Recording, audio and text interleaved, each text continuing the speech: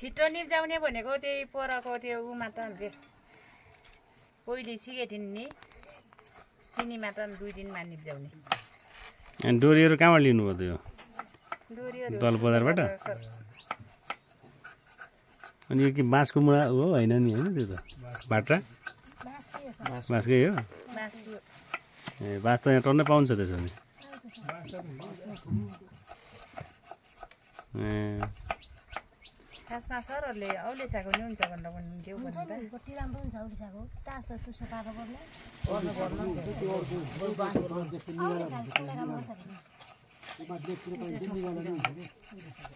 भनेपछि अब यो मुढा बेचेर जीविका चलाउनुहुन्छ अब गाउँसम्म नलागो नि? खेती त गर्नु पर्यो र सर बिहे गर्नु किन हाँस्नु त?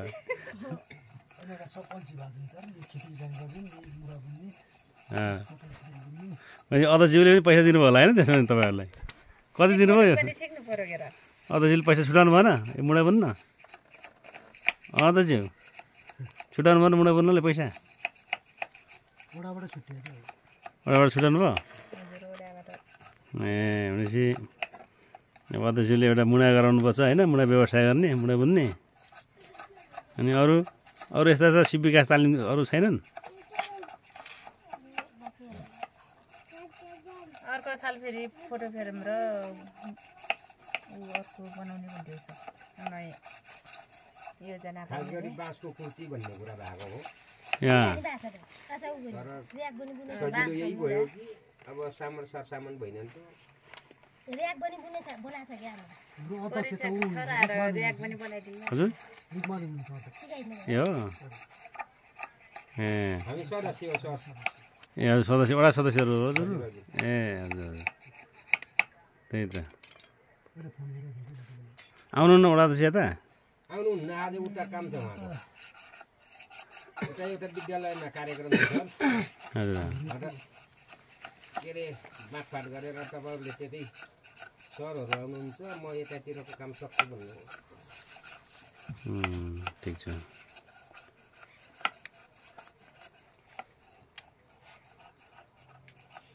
भनेपछि एक दिनमा कतिवटा मुढा बुन्नुहुन्छ त अब त्यसरी?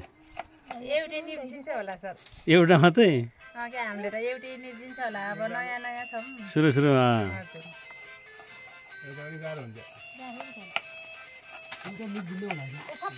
होइन लगभग हिजो अबेला थालेको त हेर एउटा निप्जिन्छ हजुर। थालेको त यो सबै त अगाडि भएको है झुल माथि त हजुर हजुर भने एक दिनमा निप्जिन्छ कि सबै तयारी भयो भने। घरमा भन्दा पनि यो खानेपानीको थोरै बेला छ साला म अलि झरेछु। आधा किलो धागो लाग्ने भयो होइन? 350 धागो कि लाग्यो। अनि बाँसको यो उसको बाँसवटा थाहै छैन सर अब घरैको हो बाहिर किने बाँच्ने अब थाहा हुन्छ। कलहरू ल्याउनु पऱ्यो, तार ल्याउनु पऱ्यो, टायर किन्नु पऱ्यो। बोले चिन्नुभयो काम भेले राख्ने हो। काम नभने आफूले छोड्ने भने हुन्छ। अब किनेर ल्याउने सामान भन्दा आफूले बनाउने आफ्नो छोड्ने सजिलो त हुन्छ इष्टमित्र आउनेलाई।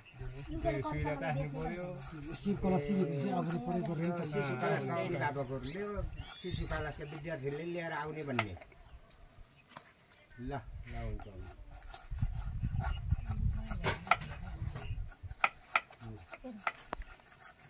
ल ल